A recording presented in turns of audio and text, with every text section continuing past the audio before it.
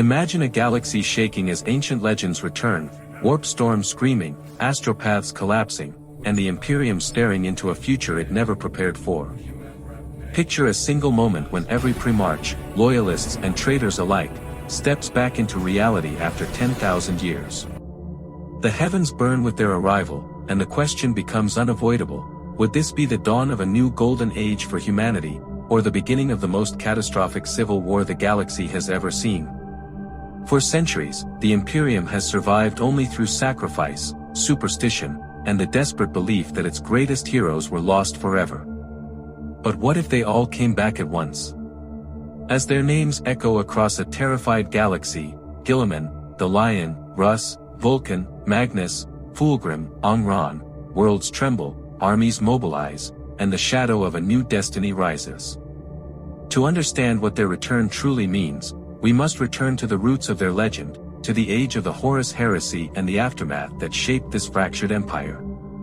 For 10 millennia, the Imperium has limped forward under the burden of corruption, bureaucratic decay, and endless war.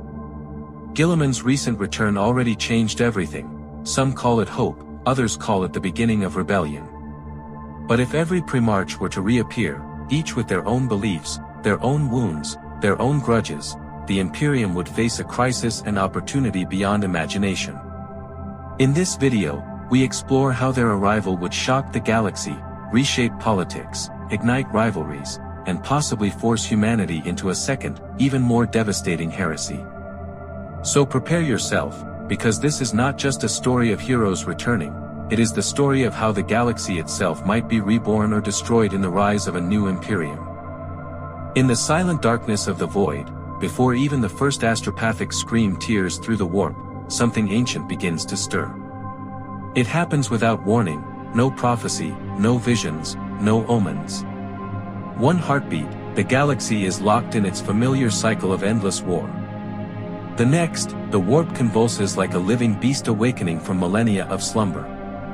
Astropaths across 1,000 worlds shriek in agony, their minds flooded with images too powerful for mortal comprehension, 20 titanic silhouettes emerging from radiant fissures in reality. The return of the Primarchs isn't subtle, it is a psychic earthquake so vast it shakes the Imperium to its core. In the halls of Terra, High Lords rush to secure bunkers, convinced this is the end times. Novice Nobilite vessels drift helplessly as their navigators collapse, clutching their faces, whispering names from forgotten ages. The Adeptus Mechanicus detect energy signatures matching ancient Primarch biosignature patterns thought impossible to replicate. The warp itself is boiling, demon worlds trembling, the eye of terror stretching like a wound being pulled wider. Even the Chaos Gods hesitate, their domains quivering under the return of rivals who once shook entire realms of the Immaterium. Throughout the Imperium, confusion reigns. Is this salvation? Or another trap? The return of a single Primarch had already rewritten the balance of power, but the return of all of them, loyal and traitor, shatters every assumption about the future. Billions gather around hololith screens awaiting confirmation. And when the official announcement finally arrives, the Primarchs walk again, the galaxy enters a state between awe and terror. Entire cultures begin praying. Rebel cells prepare for chaos. And the armies of every faction, from the Imperium to the Tau to the Necrons, brace themselves. Because the galaxy has felt something it hasn't felt in 10,000 years, destiny changing. The first wave of confirmations comes from Imperial command networks. Guilliman has been sighted on Makrich, his armor radiant with fresh warp-born power. But he is not alone. Moments later, reports flood in from opposite ends of the galaxy, Lionel Johnson returning from the shadows of the rock, Vulkan reappearing on a devastated frontier world, Jagatai Khan erupting out of the webway with blade in hand, and Leman Russ emerging from realms unknown, his voice echoing ancient oaths of vengeance. The Loyalist Primarchs, scattered at the moment of their disappearance, now return together like the opening chords of a cosmic symphony. Guilliman immediately moves into action. His Indomitus reforms surge with renewed purpose. For the first time in 10 millennia, he does not stand alone. Every Loyalist Primarch brings a different dream for the Imperium. Guilliman sees order, a structured empire reborn through logic and efficiency. The Lion sees strength, an Imperium kept united by the sword, where treachery is punished without hesitation. Vulkan sees humanity, not just surviving, but protected, uplifted, and healed. Jagatai sees movement, striking fast to reclaim everything humanity has lost. Leman Russ sees justice, ancient wrongs that must be corrected, even if blood must flow. But unity is not guaranteed. From their very first war council, tensions simmer. The Lion distrusts Guilliman's political alliances. Russ rejects bureaucratic authority. Jagatai refuses to be bound by rigid imperial structures. Vulkan stands between them, trying to maintain peace. Guilliman knows the truth: the greatest threat to the Imperium may not be chaos, but the Imperium itself, now led by 6 men forged in war, each believing their vision is the only correct one.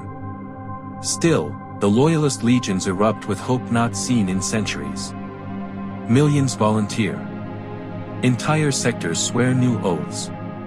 For the first time in 1,000 generations, mankind believes salvation is possible. But beneath that hope, a darker question quietly grows: what happens when these demigods, each forged for greatness, must stand beside one another again? As the Loyalist Primarchs gather, the warp trembles with a hunger far older than the Imperium. In the eye of terror, a storm opens. Its glows sickly and radiant as demonic choirs scream in celebration. The traitor Primarchs are returning as well, some reborn in forms twisted by chaos, others emerging with terrifying new clarity. Angron is the first to burst forth, his iron nails burning bright, his roars shattering continents as he descends onto a demon world like a falling meteor.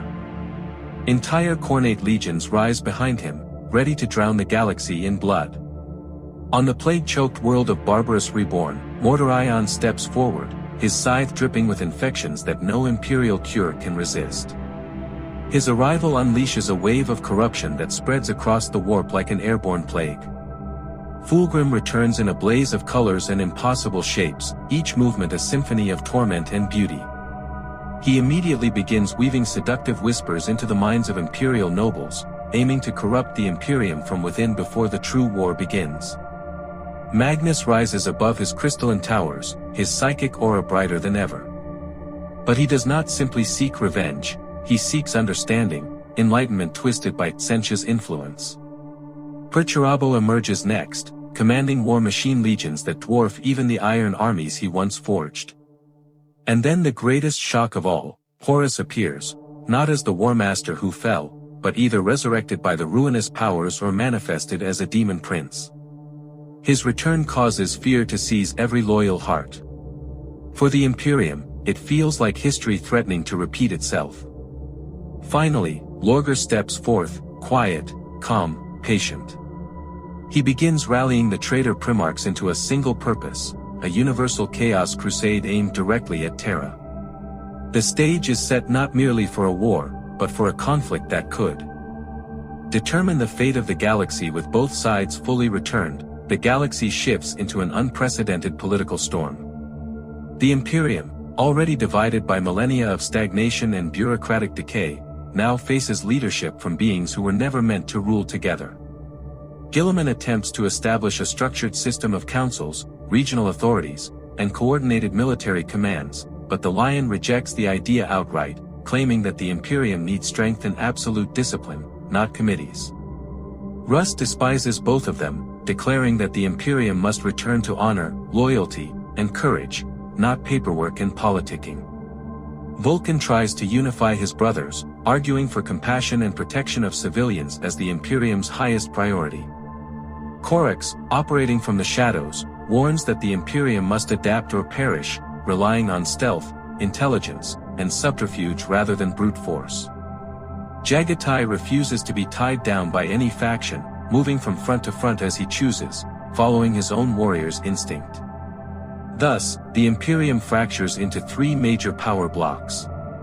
Guilliman leads a reformed political Imperium focused on rebuilding and strategy. The Lion forms a militarized Imperium that demands unquestionable loyalty and absolute protection from internal threats.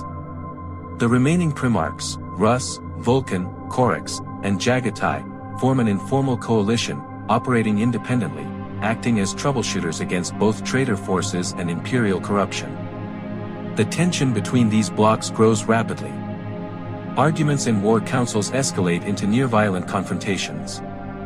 Entire fleets begin relocating loyalties, choosing which Primarch they trust most. Imperial citizens are left unsure who truly leads them. Some whisper that the Imperium is on the verge of a second Horus heresy, not because of chaos, but because of the Primarchs themselves. And in the shadows, traitor agents exploit every crack, deepening the fractures. The Imperium stands stronger than ever, yet at the same time more divided than it has been in 10,000 years. The moment the traitor Primarchs unleash their united Chaos Crusade, the galaxy enters a war unlike anything since the original heresy. Massive warp storms engulf entire sectors. Demon engines spill into real space. Angron leads a chain of massacres across the eastern fringe. Mortarion spreads plagues that turn entire planets into quarantine zones of death. Fulgrim corrupts high-ranking Imperial officials, sabotaging defenses from within. Perturabo constructs siege fortresses capable of reducing star systems to rubble. Magnus unleashes psychic storms that distort time and space. And Horus, reborn and more powerful than ever, declares himself Warmaster of the new galaxy. Faced with this apocalypse, the Loyalist Primarchs have no choice but to unite. Guilliman and the Lion coordinate fleets, reluctantly trusting one another. Russ leads the brutal vanguard, tearing through demon hordes with ferocity unmatched. Jagatai launches lightning strikes deep behind enemy lines, turning chaos momentum into chaos of its own. Corax undermines traitor supply lines, assassinating champions and commanders in the shadows. Vulkan becomes the heart of the people's hope, protecting evacuation routes and rebuilding destroyed worlds as fast as they fall. The battles are immense, worlds burning, void battles stretching across solar systems, Titan legions clashing with demonic monstrosities. The climax arrives when Horus leads a direct assault on Terra. The Loyalist Primarchs gather on the throne world once again, standing shoulder to shoulder for the first time since the golden days of the Great Crusade. In the midst of battle, the Emperor stirs within the Golden Throne, his psychic voice echoing across the battlefield, a single command that freezes the galaxy in reverence: unite, or humanity dies. With that final call, the Primarchs set aside their rivalries and unleash the full fury of their combined power. And as the war reaches its final hour, the fate of the Imperium hangs in the balance, not on weapons or armies, but on whether the Primarchs can truly stand together.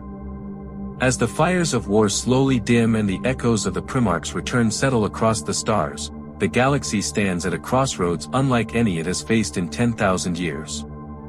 The traitor legions retreat back into the shadows of the warp, wounded but not defeated, and the Loyalist Primarchs, scarred, weary, yet unbroken, gather on the fractured steps of the Imperium they have saved. But victory does not come without a price. Entire sectors lie in ruin, billions have perished, and the political tension between the Primarchs simmers beneath the surface, waiting for the slightest spark to ignite it once more. Still, for the first time since the golden age of the Emperor, humanity breathes with something more than fear. It breathes with purpose. The Primarchs, once scattered myths of a forgotten era, now stand as living symbols of hope and warning, reminders that power can save as easily as it can destroy. Guilliman sees a future where order might finally replace chaos. The Lion envisions a fortress Imperium, guarded from all threats. Vulkan dreams of a galaxy where humanity is united in compassion rather than fear. Jagatai, Russ, and Corax each see their own path, their own road toward a future shaped by duty, freedom, and unseen battles. And as the stars slowly brighten after the shadow of war, one truth becomes clear: the return of the Primarchs does not end the story of humanity, it begins a new chapter, one filled with both unimaginable danger and limitless potential. The question that remains for the Imperium is simple yet terrifying: with their demigod leaders restored, will mankind rise into a new golden age, or collapse into an age of conflict that even the Emperor himself cannot stop? Only time, and the strength of their unity, will decide.